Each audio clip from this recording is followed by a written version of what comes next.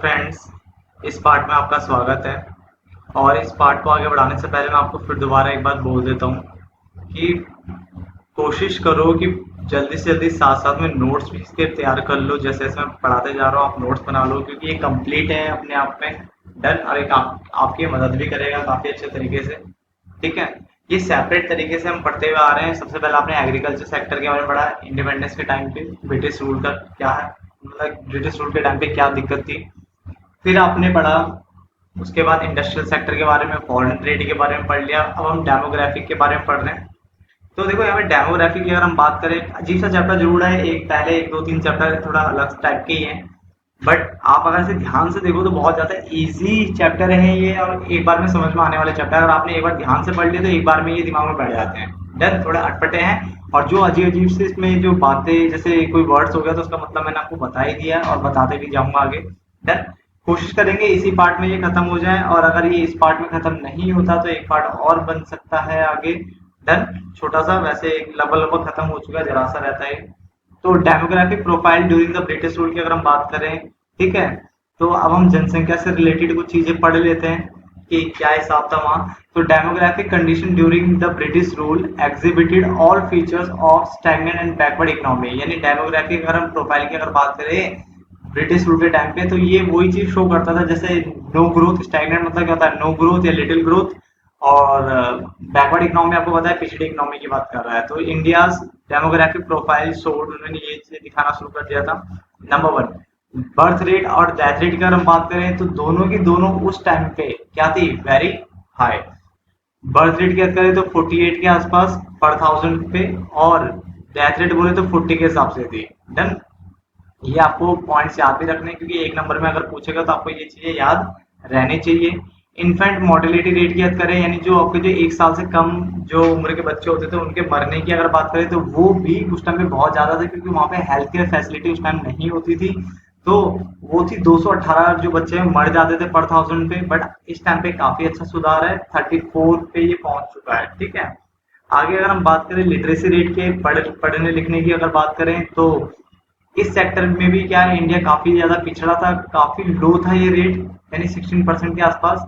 Done, जो कि show करता था कि सोशल एंड इकोनॉमिक बैकवर्डनेस को शो करता था इंडिया की। ठीक है, सोशल और सामाजिक और इकोनॉमिक आर्थिक कह सकते हो, वो क्या थी, बैकवर्डनेस थी इंडिया की। डन, उसके अलावा लाइफ एक्सपेक्टेंसी की अगर हम बात करें कि कितने तक जी जाता था, उसने बोला तो लाइफ एक्सपेक्टेंसी की वो बात करें तो वो भी बहुत कम थी इंडिया में। 32 की बात की है, एज लो एज 32 ईयर्स के आसपास थी। ये इसलिए इन्होंने बोला क्योंकि उस टाइम पे ना हेल्थ केयर फैसिलिटी नहीं थी, तो बीमारियों से मरने की जो जो नंबर्स होते थे, यानी जो संख्या होती थी वो ज्यादा होती थी उस टाइम पे, क्योंकि छोटी बीमारी भी वहां पे क्या होती थी, बहुत ज्यादा दिक्कत कर जाती थी उस वक्त, क्योंकि हेल्थ केयर फैसिलिटीज नहीं थी। तो lack of health care, lack मतलब कमी, हेल्थ केयर फैसिलिटी कमी होने के कारण लाइफ की जो एक्सपेक्टेंसी जो थी वो एज लो एज 32 ईयर्स है। ये आपका सारा बुक का डेटा है। ठीक है, lack of awareness as well as lack of means to avail them. और जब अगर होगी भी ना हेल्थ केयर, मान लो थोड़ी देर के लिए कि अगर मान लो हेल्थ केयर फैसिलिटी कुछ कुछ जगह पे अगर होगी भी तो अवेयरनेस नहीं थी, यानी उसके बारे में नहीं पता था। आज के टाइम पे एडवर्टाइजमेंट बड़े लेवल पे होती है, तो हमें हर चीज का पता होता है कि कौन सी चीज है और कौन सी चीज नहीं है मार्केट में। डन, तो उस टाइम पे ऐसा कुछ था नहीं, तो अगर कहीं पे अगर हेल्थ केयर फैसिलिटीज अगर थोड़ी बहुत होती भी थी, ठीक है, तो उसके बारे में अवेयरनेस नहीं होती थी, और अवेयरनेस नहीं है तो उसको अवेल करना मुश्किल हो जाता था। अवेल मतलब उसको प्राप्त करना क्या होता था, मुश्किल हो जाता था। तो काफी आसान सा पॉइंट था। ठीक है, 4 पॉइंट हमने इसके अंदर देखे, बर्थ और death rate, infant mortality rate, ठीक है, उसके अलावा लिटरेसी रेट के बारे में पढ़ा, लाइफ एक्सपेक्टेंसी के बारे में यहाँ पे हमने देख लिया। ना अब अगर हम आगे बढ़े हैं तो वह है ऑक्यूपेशनल, थोड़ा बिजनेस से रिलेटेड बात कर लें, उनके काम से रिलेटेड बात कर लें, तो ये काफी इजी था ये वाला भी। Occupational structure on the eve of independence, independence के टाइम पे क्या ऑक्यूपेशनल स्ट्रक्चर था इंडिया का, वो बताएं। तो ध्यान से देखना, यहाँ पे लिखा हुआ है एग्रीकल्चर जो था हमारा वो प्रिंसिपल सोर्स था, क्योंकि मैक्सिमम लोग एग्रीकल्चर में लगे थे उस टाइम पे। डन, तो मुख्य जो काम था वो एग्रीकल्चर था। 72, इसने बोला अबाउट 72% ऑफ वर्किंग पॉपुलेशन, ये बात जरूर याद रखना, पॉपुलेशन किसकी बात कर रहा है, वर्किंग, यानी ऐसे लोग जो काम कर सकते थे। बूढ़े बूढ़ों की बात नहीं कर रहा हूँ जो काम नहीं कर सकते, या फिर जो बिल्कुल ही जवान थे बट फिर भी काम नहीं कर सकते, मैं उनकी बात भी नहीं कर रहा हूँ। डन। मैं उन पॉपुलेशन की बात कर रहा हूँ जो वर्किंग उसमें थी, यानी वर्क काम कर सकते थे। तो वर्किंग पॉपुलेशन का 72.7% ऐसा था जो कि इसमें एंगेज था एग्रीकल्चर में, यानी बड़े लेवल पे। और वर्किंग पॉपुलेशन का ही 10.1% की अगर हम बात करें तो वो किस में एक था, फैक्ट्रीज में, यानी मैन्युफैक्चरिंग सेक्टर में एक था। और वर्किंग पॉपुलेशन का ही 17.2% की अगर हम बात करें तो वो किसमें था, सर्विस सेक्टर में था। देन अगर हम ध्यान दें आपकी बुक के हिसाब से, तो बुक में जो है ये रेट आपका क्या लिखा हुआ है, मैंने आप यहाँ पे लिखा हुआ है कि बुक में 9% शो कर रहा है, ठीक है, बट मैंने यहाँ पे 10.1 लिखा हुआ है, क्योंकि 72.7% यहाँ कवर हो गया था आपका किसमें, वर्किंग पॉपुलेशन का एग्रीकल्चर के अंदर। 17.2% उन्होंने कवर किया सर्विस सेक्टर में। तो 72.7 प्लस 17.2 अगर मैं टोटल करूँ तो मेरा ये तकरीबन तकरीबन ऐसा बनेगा कि इसमें अगर 10.1 अगर मैं जोड़ता हूँ तब जाके 100% बनेगा। डन। तो मैंने 10.1 यहाँ पे लिया हुआ है। कई जगहों पे कई नोट्स में 10.1 ही यूज होता है, बट आपकी बुक में 9% है तो उसमें मैंने वो भी यहाँ पे लिख दिया है। डन। उसके बाद लिखा हुआ है जो हमारे उस टाइम पे at the time of independence के टाइम पे जो ग्रोथ थी इंडिया की, वो कौन सी ग्रोथ थी, अनबैलेंस ग्रोथ थी। डन। तो ये आपका कवर होता है, काफी इजी सा पोर्शन था कि 72.7% किसका, वर्किंग पॉपुलेशन का एग्रीकल्चर में एंगेज था। 10.1% मैन्युफैक्चरिंग यानी आपका इंडस्ट्री टाइप की जगह पे था, जहाँ पे मैन्युफैक्चरिंग होती थी वहां पे एंगेज थी पॉपुलेशन। वर्किंग पॉपुलेशन का 17.2% की अगर हम बात करूँ तो वो कहाँ एंगेज थी, आपकी सर्विस सेक्टर में एंगेज थी। डन। और ग्रोथ की अगर बात करूँ तो अनबैलेंस ग्रोथ था उस टाइम पे। डन। वापस आते हैं हम आगे,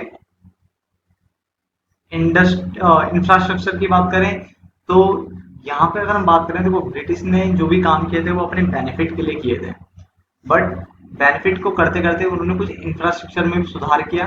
जैसे बता देते हैं कि देखो हुआ क्या, इन्होंने इंफ्रास्ट्रक्चरल डेवलपमेंट किए ड्यूरिंग द ब्रिटिश रूल। क्या क्या हुए थे, पहला कम्युनिकेशन के जो एरिया थे, ठीक है, ट्रांसपोर्टेशन के जो एरिया थे इसमें सुधार हुआ। किसमें, एरिया ऑफ कम्युनिकेशन में सुधार हुआ, एरिया ऑफ ट्रांसपोर्टेशन में सुधार हुआ। डन। पोस्ट और एंड टेलीग्राफ यानी जो पोस्ट ऑफिस टाइप की चीजें थी ये भी किन्होंने डेवलप की, ब्रिटिश के टाइम पे डेवलप हुई थी। ये इसलिए डेवलप की थी इन्होंने ताकि एनहांस कर सके, एनहांस मतलब होता है बढ़ाना, क्या बढ़ाना, ये बढ़ा सके अपनी एडमिनिस्ट्रेटिव एफिशिएंसी, यानी शासन करने की जो क्षमता थी, कुशलता थी, उसे बढ़ा सके। तो ये अपने बेनिफिट के लिए उन्होंने पोस्ट और टेलीग्राफ भी यहाँ पे लेके आ गए थे, डेवलप कर दिए थे उन्होंने। तो कम्युनिकेशन एंड ट्रांसपोर्टेशन लेके आए, साथ में इन्होंने पोस्ट एंड टेलीग्राफ्स लेके आए। रेलवे का इंट्रोडक्शन कर दिया था, रेलवे भी लेके आ गए थे ताकि रिमोट एरियाज में सामान पहुंचाया जा सके, जो दूर दराज के एरियाज होते हैं। और साथ साथ इसको क्या करा उन्होंने, रोड्स भी साथ साथ में बनाना शुरू किए। कुछ पोर्ट्स, बंदरगाह टाइप की चीजें बनाई ताकि इससे पे भी जा सके, पानी के जहाज से भी कुछ काम किए जा सके। तो काफी अच्छा काम किया था यहाँ पे तो। डन। और सबसे मेन और सबसे बढ़िया जो काम था वो ये था कि इंडिया में चल रहा था बाटा सिस्टम। बाटा सिस्टम का एक्सचेंज चल रहा था, उसमें ट्रांजिशन लेके आ गए। ट्रांजिशन मतलब होता है बच्चे परिवर्तन, ठीक है, परिवर्तन कर दिया था, नहीं चेंज कर दिया था उन्होंने। बाटा सिस्टम से कहाँ लेके आ गए थे, मॉनेटरी सिस्टम पे। बाटा सिस्टम और मॉनेटरी सिस्टम के बारे में आप मनी वाले चैप्टर में अच्छे से पढ़ोगे। मनी यानी जो मैक्रो इकोनॉमिक्स आपका इकोनॉमिक्स का जो सेकंड पार्ट है उसमें इसके बारे में बताया गया, बाटा सिस्टम और मनी के बारे में अच्छे से बताया गया। डन। बाटा सिस्टम में आपको हल्का सा बता देता हूँ। बाटा सिस्टम वो सिस्टम होता है जिसमें आप गुड्स के बदले गुड्स को एक्सचेंज करते थे। डन। जैसे मान लो अगर एक बंदे के पास व्हीट है, ठीक है, और उसको राइस की जरूरत है तो वो दूसरे बंदे को ढूंढेगा, डन, जिसको व्हीट की जरूरत हो और उसके पास राइस रखा हो, डन, ताकि एक दूसरे की वांट्स को सेटिस्फाई कर सके। तो डबल कोइंसिडेंस ऑफ वांट्स की जो प्रॉब्लम होती थी वो काफी बड़ी थी उस टाइम पे, क्योंकि कमोडिटी यानी गुड्स के बदले गुड्स को एक्सचेंज किया जाता था। तो इन्होंने ये वहां पे खत्म कर दिया था। वो वहां पे क्या लेके आ गए, अब ये मनी को लेके आ गए थे, मनी यहाँ पे आ गए थे, और मनी के कारण क्या ये सब चीजें क्या है काफी इजी हो गई थी। डन। डन। ये काफी ज्यादा बेनिफिट इनको होने लग गया था, ठीक है। तो आपने देखो यहाँ पे तो ये भी पढ़ लिया, इंडिपेंडेंस वाला ये किसके लिए, ऑक्यूपेशनल स्ट्रक्चर पढ़ लिया आपने। डन। आपने इंफ्रास्ट्रक्चर के बारे में पढ़ लिया, आपने डेमोग्राफिक के बारे में भी पढ़ लिया, ठीक है। साथ साथ में आपने फॉरेन ट्रेड पढ़ा, उसके अलावा उसके ऊपर इंडस्ट्रियल पढ़ा और फिर एग्रीकल्चर पढ़ा। तो ये सारे पॉइंट्स आपने कवर कर लिए, ठीक है। हेडिंग बाय हेडिंग पढ़ोगे, काफी इजी है, एक बार में याद रहने वाली चीजें हैं।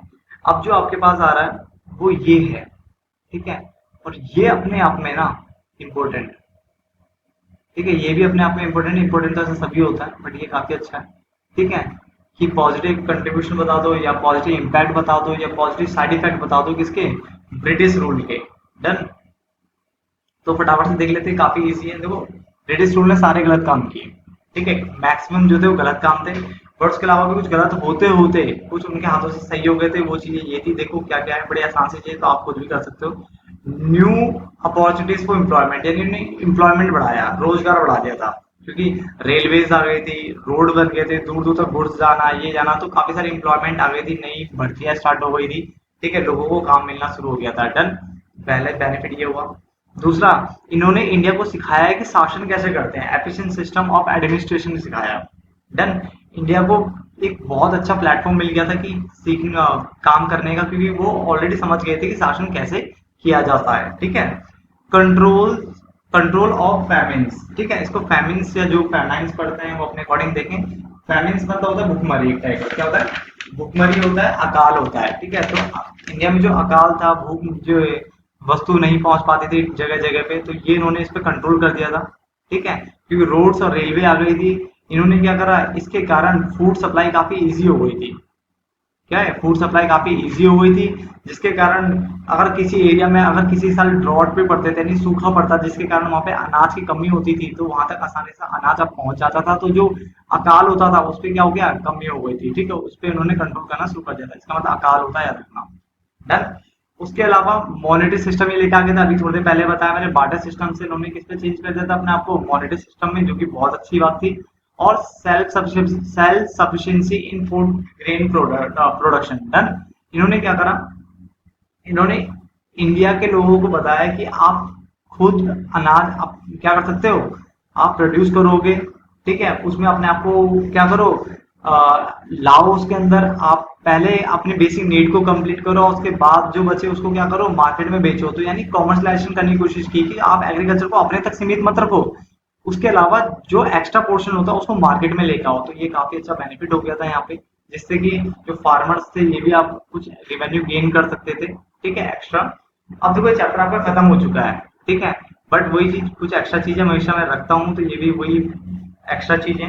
नीचे वाला पोर्शन तो ऐसी है, डेमोग्राफिक ट्रांजिशन है, जो हमारे जो जनसंख्या के हिसाब से देखे तो क्या क्या चेंजेस आए थे। तो चेंजेस ये थे बच्चे की, हेल्थ केयर फैसिलिटीज हमारी बढ़नी शुरू हो गई थी, सेंसस भी हमारा बढ़ा था, जनसंख्या बढ़ना शुरू हो गई थी, क्योंकि डेथ रेट हमारे कम होने लग गए थे।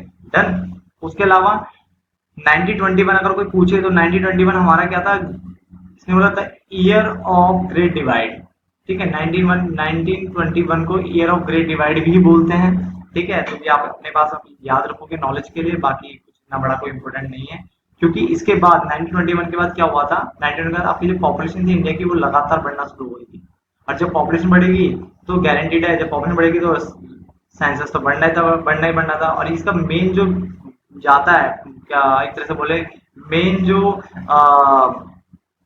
जो जिसने ये किया था वो ये थी कि आपकी जो हेल्थ केयर फैसिलिटी थी वो इम्प्रूव होने लग गई थी। डन। तो श्रेय जो जाता है वो इसी को जाता है, ठीक है। कोई बच्चे, एक दो बच्चों ने मुझसे पूछा था एक बार पहले ट्यूशन के टाइम पे कि श्यूज कैनल के बारे में थोड़ा बता दो। तो श्यूज कैनल की अगर हम बात करें तो ये आपको ओपन हुआ था 1869 में, ठीक है। तो आप जनरल नॉलेज के लिए आप ये याद रख सकते हो, 1869 में ये हुआ था। Done. Equally important in many ways in the Suez canal and artificial waterway, क्योंकि ये खुद इंसानों द्वारा बनाई गई वाटरवे थी, ठीक है, जो कि कहाँ है लोकेट है, इजिप्ट में लोकेट है, जो कि कनेक्ट करती है, किसको कनेक्ट करती है, रेड सी को कनेक्ट करती है मेडिटेरियन सी से, ठीक है। तो आप इसे याद रख सकते हो। अगर एक नंबर में पूछेगा शूज कैनल कब हुआ था ओपन, तो आप 1869 बोल देना। साथ साथ में ये याद रखना, ये इजिप्ट में लोकेटेड है, ये आर्टिफिशियल वाटरवे है, ठीक है, एक मानव द्वारा बनाया गया वाटरवे है, जो कि रेड सी को, ठीक है, किससे जोड़ता है, मेडिटेरियन सी से कनेक्ट करता था। तो ये आपका चैप्टर खत्म होता है काफी इजी वे में। प्लीज इसे 2-3 बार देख लेना ताकि ये आपके दिमाग में अच्छे से बैठ जाए, क्योंकि काफी इजी है, और अगर आप इसको 2-3 बार भी इस वीडियो को देख लेते हो तो आपको ये बार बार रटने की जरूरत नहीं पड़ेगी। तो धन्यवाद दोस्तों, मिलते हैं नेक्स्ट चैप्टर में, तब तक के लिए धन्यवाद, बाय बाय।